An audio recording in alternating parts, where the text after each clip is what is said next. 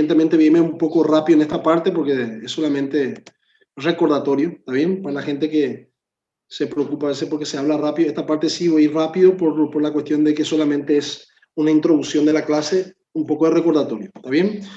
Recordar evidentemente que la glándula está en la región retroperitoneal, o sea, está en la cavidad de transepiplones, ¿verdad?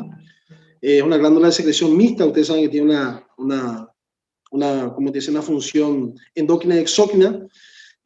Como dijimos, está en el abdomen medio superior, mide entre 15 y 18 centímetros, de 4 a 6 centímetros de ancho de la cabeza, 2.5 el espesor máximo y pesa más o menos entre 65 y 75 gramos. Como ustedes ven, es un pedazo de grasa que tiene una gran importancia en la función, evidentemente, de la parte digestiva y, por supuesto, en la regulación de la azúcar.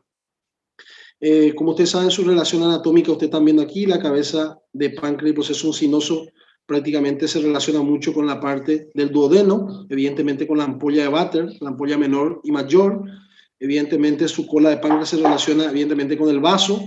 Su borde superior se relaciona mucho con la arteria esplénica, como ustedes están viendo ahí, que sale del tronco celíaco, ¿verdad? Y su relación inferior prácticamente se relaciona mucho, evidentemente, con el angular trace. Y en la parte anterior se relaciona con el estómago, la cara posterior del estómago, y su cara posterior, evidentemente, se relaciona con grandes vasos de la cavidad abdominal. ¿Está bien? Como descripción general, ustedes saben que tiene 5 partes: cabeza, cuello, cuerpo, cola y proceso uncinado o uncinoso. ¿Está bien? Como ustedes ven, es un pedacito de grasa, tiene variaciones anatómicas, ¿verdad? Su conducto, como ustedes ven ahí, su conducto de Wilson tiene varias variaciones, y el conducto accesorio de Santorini, ¿verdad? Que también tiene una función para secretar en la ampolla menor. Histológicamente, evidentemente, está compuesto por unidades excretoras. Su conducto intercalares y drenan en el centro acinares. Tiene 2 tipos, ¿verdad? Evidentemente, el 98% es de glándulas exócrinas, donde produce, evidentemente, diferentes tipos de enzimas para la digestión, ¿verdad? Y, por supuesto, un 2% endocrino, ¿verdad? Ustedes saben que tiene una función de los islotes de Langerhans, ¿verdad? Principalmente para regular la glicemia. Evidentemente está compuesta por la rama gastroduodenal y la rama mesentérica superior. Evidentemente sus ramas pancreático-duodenales superiores e inferiores, tanto anterior y posterior. Cuerpo y cola prácticamente de la arteria pancreática dorsal, que es de la rama esplénica, como ustedes saben, que va en el borde superior, y la pancreática inferior, que es rama mesentérica superior. Evidentemente ellos forman arcos anastomóticos, tanto con el tronco celíaco en este caso, ¿verdad? Que da la rama gastrodenal, y evidentemente la arteria mesentérica superior. Sus trayectos son semejantes a las arterias de las venas, como ustedes ven ahí, ¿verdad? Pero aquí muy importante la vena esplénica, que se va a unir con, evidentemente, con la vena cólica inferior o mesentérica inferior, y también se va a unir con la mesentérica superior para formar la vena porta, ¿verdad? Como ustedes ven, tiene una imagen en forma de un perrito, o sea, la cola, el cuerpo, ¿verdad? La pata y el cuello y la cabeza, ¿verdad? Para formar lo que es, evidentemente, la vena porta. Fisiológicamente, él tiene una función exócrina y endócrina, que nosotros ya habíamos hablado de eso. La exócrina que tiene enzimas, evidentemente, para la digestión, y la endócrina, evidentemente, para regular la glicemia o el azúcar en sangre, ¿verdad? Bueno, ahora vamos a entrar principalmente en el tema de pancreatitis, ¿verdad? Si nosotros hablamos de colecistitis e inflamación de la vesícula, si hablamos de apendicitis e inflamación del apéndice secal, y si hablamos, evidentemente, de la pancreatitis, no es más que la inflamación del páncreas, ¿verdad? Evidentemente tiene otras respuestas a otros órganos sistémicos inespecíficas a diferentes daños que puede producir, evidentemente. Bueno, de forma general, evidentemente, la pancreatitis no es más que la inflamación del páncreas. Hay una clasificación de acuerdo a las severidades, evidentemente, la pancreatitis intersticial edematosa y pancreatitis, en este caso, necrotizante. Esta clasificación fue hecha en Atlanta en el año 2012.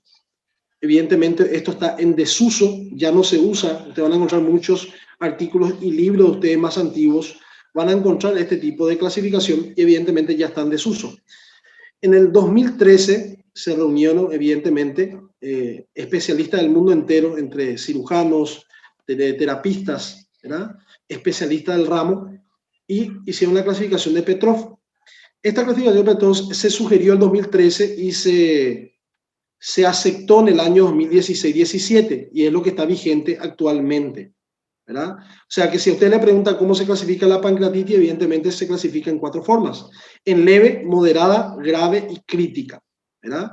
Como ustedes ven ahí, pancreatitis aguda leve como concepto se caracteriza por ausencia de tanto necrosis, ¿verdad?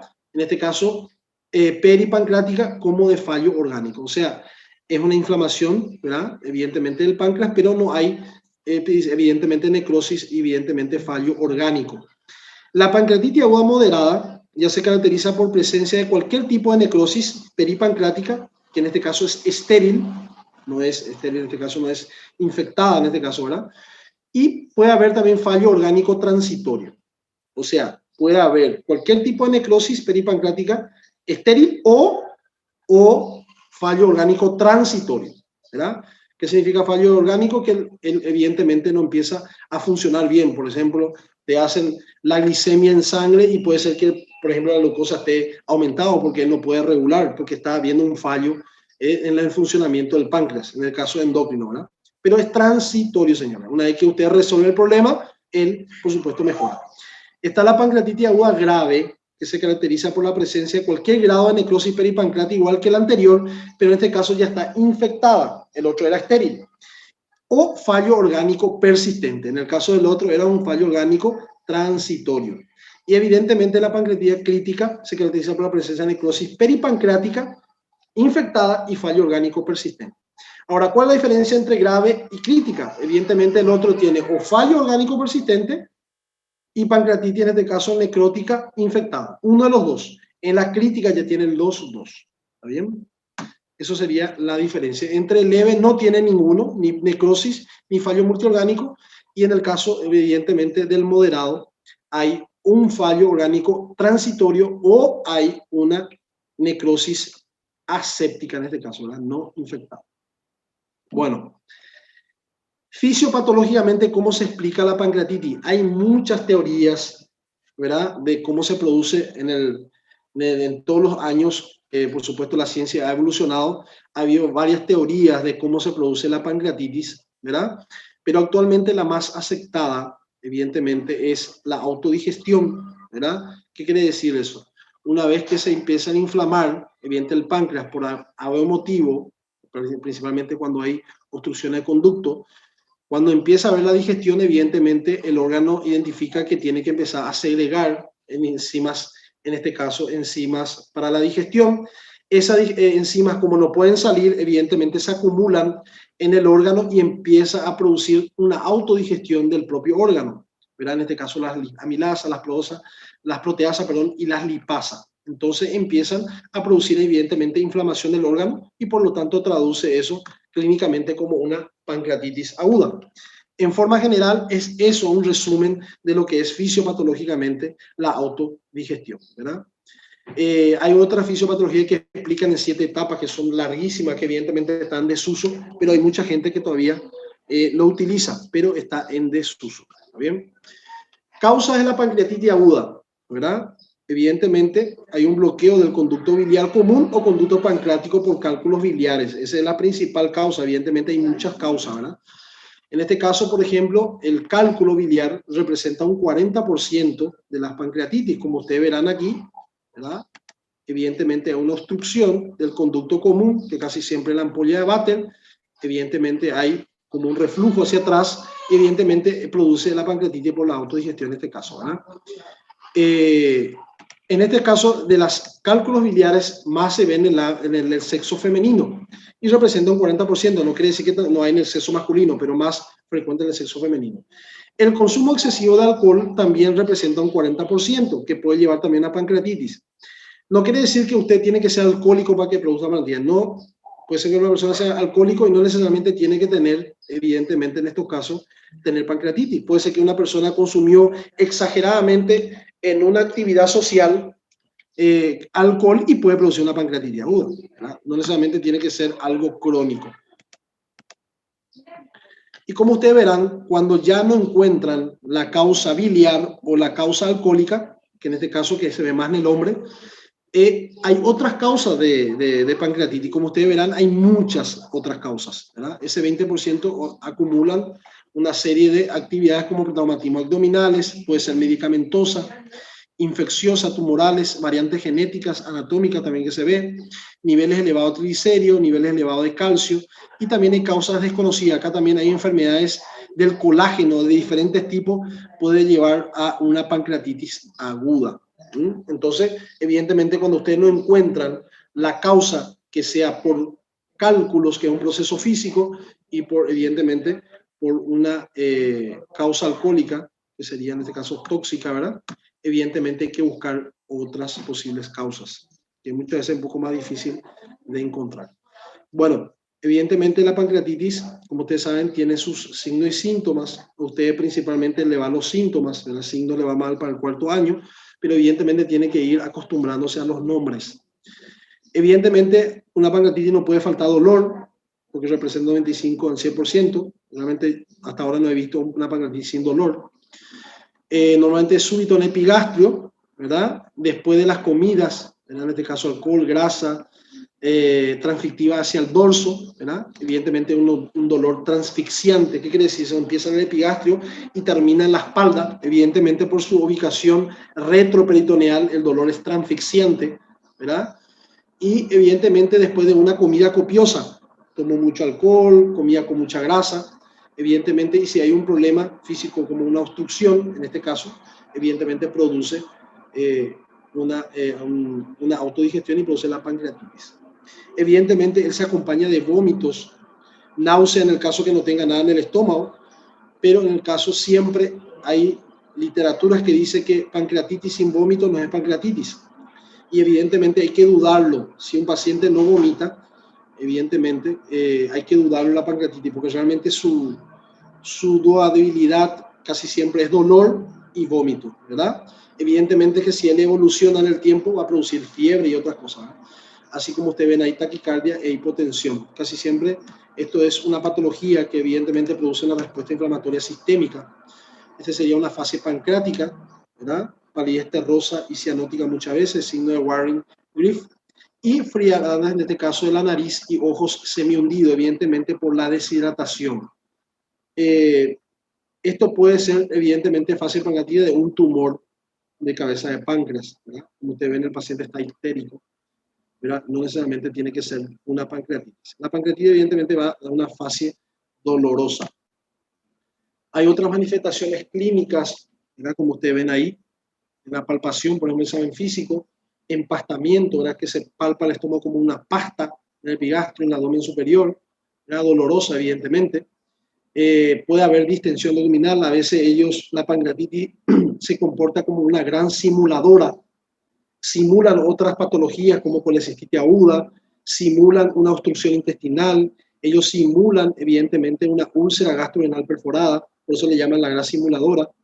Entonces él puede manifestarse de diferentes formas. Lo clásico de él es dolor de epigastrio transfixiante con signo de Mayo Ronzo positivo, evidentemente acompañado de muchos vómitos. Eso es lo clásico de la pancreatitis. Y mucho dolor transfixiante, ¿eh? Dolor en barra. Pero también, como le dije, puede simular una obstrucción intestinal, por lo tanto puede tener distensión abdominal, ¿verdad? En este caso puede haber ausencia de peristaltismo, puede haber un hilo paralítico, por eso le dije, hay una simulación. Ictericia secundaria a coledocolitiasis, puede haber evidentemente, en este caso, ictericia, si evidentemente afecta, ¿verdad? El conducto común, por lo tanto hay un reflujo tanto en el páncreas como también en la parte hepática, puede acompañarse también en este caso de ictericia. Signo de Cullen-Gray-Turner, como te ven ahí, o de Hastek o de Ransohoff, que son diferentes signos que se ven como equimosis en la región periumbilical y el flanco, son evidentemente signos muy tardíos, muy raros. Yo he visto una vez en mi vida eso y nunca más visto. Y realmente es muy raro de verse. Necrosis grasa subcutánea en miembros inferiores también puede haber. Hipoventilación, evidentemente por una respuesta inflamatoria sistémica. Ustedes saben que la pancreatitis normalmente puede llegar a ser grave o crítica y puede llegar evidentemente a fallos orgánicos y fallos a otros tipos de órganos, no necesariamente del páncreas, ¿verdad? Como ustedes ven, en caso más grave, hipotensión, taquicardia, diaforesis y hipoperfusión a nivel de los tejidos, ¿verdad? Como ustedes ven, el signo de Cullen, el signo de Grey-Tanner o Halstead, también conocida como Ransohoff, que va a depender de la coloración, por eso va a ser el nombre que se cambia. También si es verdosa más Ransohoff. Son signos que se ve en la pancreatitis, evidentemente, y muy raro de verse. Los puntos pancreáticos, ustedes ven ahí, costofrénico de Mayer-Ronson, ¿verdad? Que aquí está. Y también los puntos pancreáticos de Jardins, ¿verdad? Que son más como técnicas semiológicas, que evidentemente a usted no le van, pero bueno, tiene que ir acostumbrándose con los nombres. Evidentemente hay maniobras de palpación profunda del páncreas. Esto es como ciencia ficción porque es muy difícil palpar un páncreas en un estado normal, y si en un estado patológico a veces es mucho más difícil porque tiene mucho dolor, porque hay que profundizar mucho. Hay método de Groth y Mallet-Guy, que son los que más se utilizan para este tipo de palpación. Evidentemente aquí está descrita cada uno de ellos, ¿verdad? Pero yo le digo que es difícil de palpar un páncreas en un estado normal y mucho menos patológico por el dolor. Aquí está la descripción, si usted tiene interés de leerlo y conocerlo, ¿verdad? Evidentemente a usted no le va esto porque es semiología, pero bueno, tiene que conocer y familiarizarse con los nombres. Muy bien. Como ustedes saben, para hacer cualquier diagnóstico de cualquier enfermedad, nosotros tenemos que hacer un diagnóstico clínico, que por lo tanto ya lo hicimos ahora, estuvimos comentando la clínica de la pancreatitis, ¿verdad? Tenemos que hacer clínico siempre por el cuadro clínico, la sintomatología y evidentemente hacer el examen físico que buscando los signos. Como usted no le va al examen físico y signos, evidentemente nosotros tenemos que priorizar en este caso los síntomas. Y como ustedes vieron ahí, puede haber síntomas, en este caso clásico, ¿verdad? De los pacientes, ¿verdad? Que puedan tener en este caso dolor, ¿verdad? En este caso en epigastrio, que se traslada hacia la espalda, ¿verdad? Signo de Mayer-Ronson positivo, ¿verdad? Y dolor en barra, que le dice un dolor transfixiante, y por supuesto que se acompaña principalmente de vómitos, ¿está bien? ¿Puede tener otra sintomatología? Sí. Si simula una obstrucción intestinal, puede tener distensión abdominal, puede tener hilo paralítico, evidentemente puede vomitar, ¿verdad? Puede no expulsar gases. Si simula una úlcera perforada, puede tener un abdomen en tabla, ¿verdad? Si simula una colecistitis aguda, puede tener un dolor en hipocondrio derecho, ¿verdad? Dependiendo de eso. Y también puede dar respuestas inflamatorias sistémicas, ¿verdad? Como hipotensión, taquicardia, en este caso, ¿verdad? Dependiendo. Pero lo clásico es dolor en epigastrio, dolor en barra, transfixiante y acompañado de vómito. Eso es lo clásico. Ahora, ¿cómo nosotros podemos ayudar a su diagnóstico? Con paraclínico, casi siempre laboratorio e imagen. En laboratorio, evidentemente, no podemos dejar de hablar de la amilasa sérica, principalmente, ¿verdad? La lipasa, que es mucho más específica, ¿verdad? Se puede hacer también electrocardiogramas por una cuestión de diagnóstico diferencial, como un dolor en el epigastrio, evidentemente puede simular un abdomen agudo, ¿verdad? Como por ejemplo infarto de la cara inferior, puede dar, en este caso entonces hay que hacer un electrocardiograma para diagnóstico diferencial. Rayo X de tórax, ¿verdad? Se hace también evidentemente para un diagnóstico diferencial, para el caso de una úlcera perforada, buscando el signo de Pope o buscando el signo de la ceja, o buscando neumoperitoneo, evidentemente buscando una úlcera perforada, ¿verdad? Casi siempre eso. Radiografía de abdomen, evidentemente por una cuestión de que el paciente puede tener un síndrome oclusivo, buscando niveles hidroaéreos. Y la ecografía, muy importante, la ecografía evidentemente nos va a decir si hay líquido peripancreático, si evidentemente el páncreas está engrosado, ¿verdad? Pero si está muy distendido el abdomen y muchos gases, es muy difícil de ver el páncreas. Pero en el caso que no haya así y haya líquido, en este caso entonces se puede identificar. Cuando hay una pancreatitis, evidentemente lo que en la ecografía te puede traducir es engrosamiento del páncreas, engrosamiento de su cabeza, del cuerpo, y evidentemente de líquido peripancreático. ¿Está bien? Y el que va a definir el diagnóstico definitivo de la pancreatitis y el estudio de gold standard para estos casos es la tomografía axial computarizada. ¿Está bien? Entonces aquí estamos viendo una diferencia entre la amilasa y lipasa. La hiperamilasemia, señor, cuando aumenta la amilasa puede aumentar cualquier cosa, así como ustedes están viendo en la parte de abajo, puede ser una úlcera perforada, obstrucción intestinal, infarto mesentérico, cualquier cosa que puede producir itis o cualquier inflamación dentro de la cavidad abdominal puede aumentar la amilasa sérica. O sea, no es específica para el páncreas. Pero hay una cosa importante, cuando él triplica su valor, sí ya es representativo de pancreatitis aguda. O sea, cuando triplica, señores, usted tiene que pensar en pancreatitis aguda. Como ustedes saben, ahí se eleva en las primeras 2 horas, ¿verdad? Dura aproximadamente las 72 horas, le empieza a bajar, ¿verdad? Puede que hasta 5 días. Y la lipasa, como ustedes ven ahí, tiene un pico a las 24 horas, dura 8 a 14 días y es muy específica, 95-96% para el páncreas. O sea, es mucho más fiel. Pero si no tiene lipasa, porque es más caro, es más difícil de hacer muchas veces eso, usted hace la milasa. Triplicó su valor, pancreatitis aguda. ¿Está bien? Y acá está el gold estándar que yo le estaba diciendo, ¿verdad? La tomografía, ¿verdad? Si se indica en caso de duda diagnóstica, pero casi siempre se hace deterioro clínico, sepsis, falla orgánica, en este caso, sospecha de necrosis pancreática y valoración de complicaciones de caso de pancreatitis grave. O sea, se dice en las nuevas normas de pancreatitis que si vos tenés una pancreatitis leve y moderada clínicamente hablando, normalmente no se suele mandar una tomografía, a no ser que vos tenés duda diagnóstica, ¿verdad? Pero se dice que evidentemente la tomografía hay que enviar o hacerlo después de 72 horas de empezado la clínica, porque si usted mandan iniciando la clínica puede confundir el diagnóstico y realmente no está todavía bien establecido, en este caso la pancreatitis, y puede haber duda diagnóstica, ¿está bien? Entonces es muy importante, evidentemente, hacer la tomografía, ¿verdad? Como ustedes ven, ahí es la imagen más importante para el diagnóstico de pancreatitis, ¿verdad? Hay diferentes tipos de score o índices, ¿verdad? Que dan severidad. En este caso, acá está el índice de Baltasar, ¿verdad? Que es el que más se utiliza, ¿verdad? Esto normalmente preguntan mucho en los exámenes, ¿verdad? Criterio Baltasar. Hay otros criterios que ustedes van a ver ahí, ¿verdad? El criterio grado A, B, C, D, E, ¿verdad? De acuerdo a lo que te da, en este caso, ¿verdad? Es la severidad que va a tener el paciente. Como ustedes ven aquí, de acuerdo al puntaje y la letra que te da, evidentemente hay un porcentaje de necrosis. A partir del C ya hay un porcentaje entre 30 y 50% de necrosis y en el caso del D, por supuesto, mayor de 50. Entonces, de acuerdo al puntaje que te da, es la severidad que te va a dar, ¿verdad? Como ustedes ven, aquí está la imagen tomográfica de cada uno de los grados, ¿verdad? El Baltasar A, el B, el C, el D, ¿verdad? Y acá están otros scores de severidad, Ranson, Apache, BISAP, ¿verdad? Imagínense la cantidad de índices de severidad que hay para evaluar. El que más se utiliza actualmente, evidentemente, es Baltasar. Bien, acá está otra valoración de gravedad, según Ranson, ¿verdad?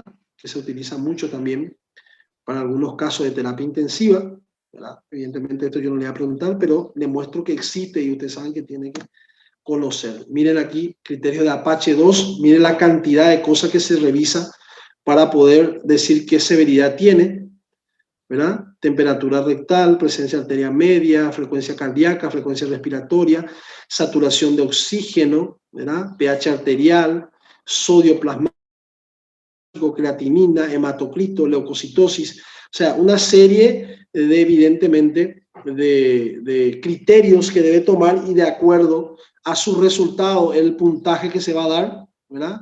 Y de acuerdo a ese puntaje que se va a dar, evidentemente, es el índice de gravedad que te va a dar, ¿verdad? Entonces, evidentemente, ustedes saben que es muy complejo a veces usar este, por eso se usa más el Baltasar. Acá está el BISAP, es muy fácil de usar, pero no es muy fiel, por lo tanto, por eso no se usa mucho. Entonces, este es el señor que más se utiliza, según Baltasar. Evidentemente, usted tiene que conocer, esta es una forma resumida, el A de páncreas normal, B, inflamación focal o difusa del páncreas, el C, hay inflamación del páncreas o grasa periférica, el D es el grado C, lo que ya habíamos hablado, más presencia de acumulación peripancreática, y E es grado C, más presencia de 2 o más acumulaciones peripancreáticas, líquido o a veces gas. ¿Bien? Que por supuesto cuando hay gas ya hay una infección, evidentemente, en este caso de bacterias anaerobias. La colangiopancreatografía retroendoscópica, conocida como CEPRE, ¿verdad? Que es la colangiopancreatografía retroendoscópica, y la esfinterectomía. Evidentemente, estos casos se ha utilizado mucho para las pancreatitis, principalmente litiásicas, porque esto se usaba para diagnóstico y tratamiento, ¿verdad? Es indicada a las 72 horas del comienzo del dolor en caso de pancreatitis aguda biliar, como dice aquí. Muchas veces usted entra por la boca, entra al esófago, llega al duodeno, y una vez que llega al duodeno, evidentemente llega a la ampolla de Vater. Hasta ahí es visible. Por ahí usted se introduce, instila contraste para ver realmente si hay un cálculo o no, y después le hace una esfínterotomía. Usted sabe que la ampolla de Vater tiene un esfínter, se corta el esfínter para poder abrir más ese conducto y por supuesto por ahí poder salir el cálculo, ¿verdad? Y evidentemente eso es tratamiento, o sea, terapéutico, ¿verdad? Entonces la definición diagnóstica es el dolor abdominal clínicamente sugestivo a pancreatitis. ¿Qué es lo que es sugestivo a pancreatitis? Dolor en epigastrio, transfixiante, dolor en barra, que va hasta la espalda. Eso sería un dolor clínicamente sugestivo a pancreatitis. Lipasa o amilasa pancreática, 3 veces su valor mayor de ello, ¿verdad? Tiene que triplicarlo.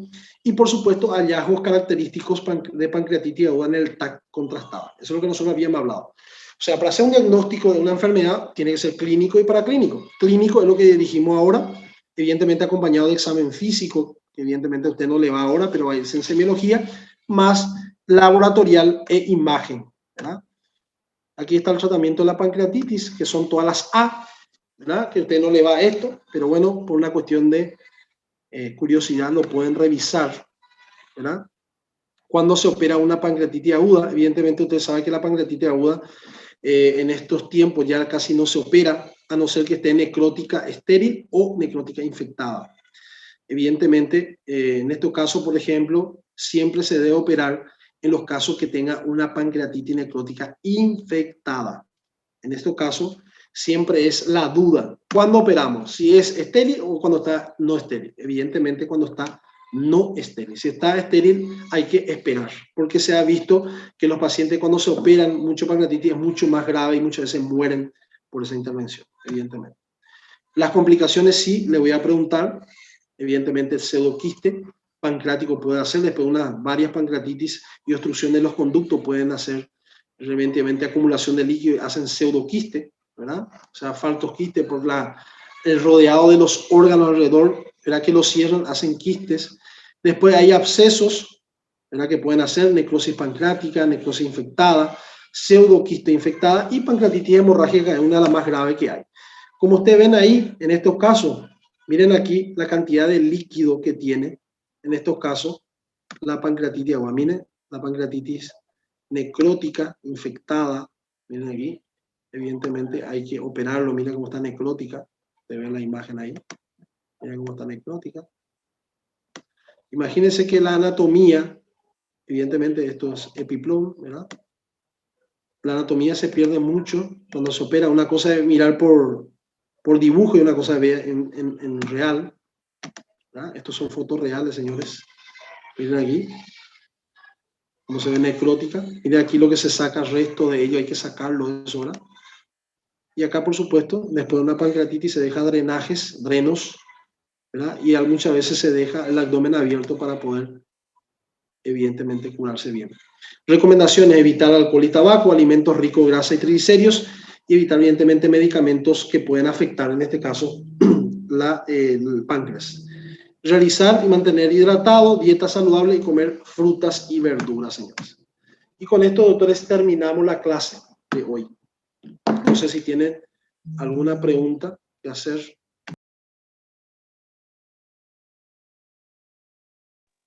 No, doctor.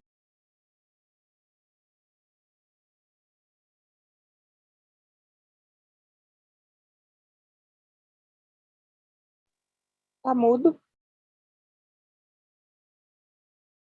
¿Hay alguna pregunta, doctor, de pancreatitis aguda? No, doctor. No, doctor.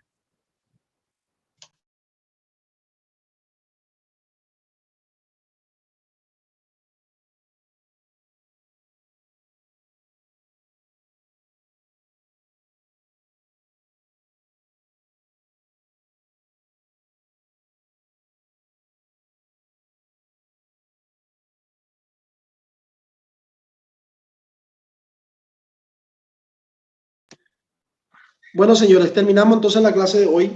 Espero que hayan entendido pancreatitis es una Es una patología muy importante que usted tiene que dominar como médico general y evidentemente como cirujano más todavía. Como no tienen duda, entonces terminamos la clase de hoy. Yo voy a subir hoy a la noche la clase de hoy. Y yo no sé si estamos al día con los otros. Creo que los otros ya subí todo. Solo faltaba Doutor, ese. Mañana, sí, escucho.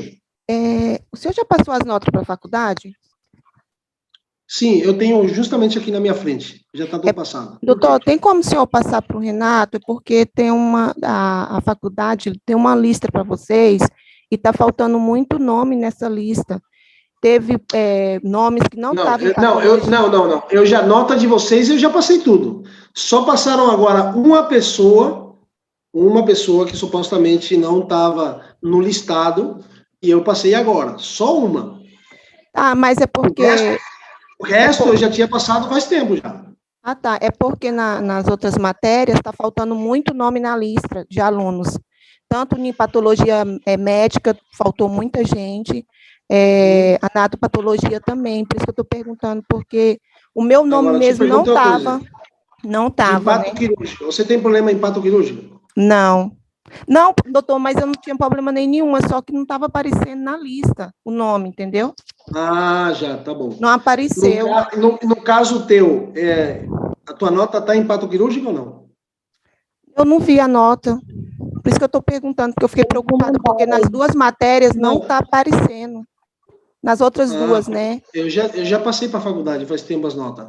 Agora, faz 2 dias que eles me passaram um nome de um estudante que não estava na lista para eu colocar a nota. Eu tenho agora aqui que eu vou entregar hoje.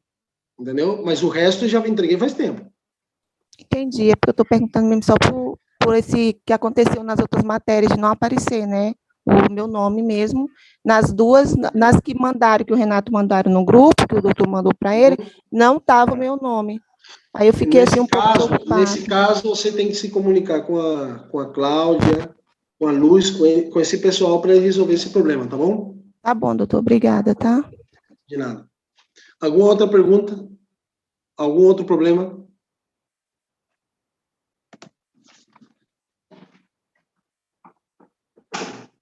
¿Nada más? No.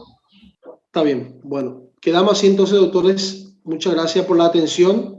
Gracias, doctora Voz. Gracias, doctor. Bueno, y aprovechando y disculparme también sobre la clase de ayer que no pude dar, porque realmente a veces tenemos compromiso nosotros médicos, pero bueno, siempre vamos a intentar recuperarla. ¿Está bien?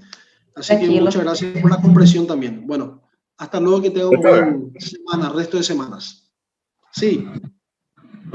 Pode mandar a lista das notas para nós, para mim, para o Renato? A lista eu já entreguei lá, doutor. Vou ver se eu posso pegar lá quando eu entregar aquela nota e eu mando a foto. Pode ser? Pode ser sim, doutor. Graças. Tá bom, beleza então. Um abraço. Graças, doutor. Buenos dias. Recording stopped. Buenos días, doctor. Muchas gracias. De nada. De nada, hasta luego.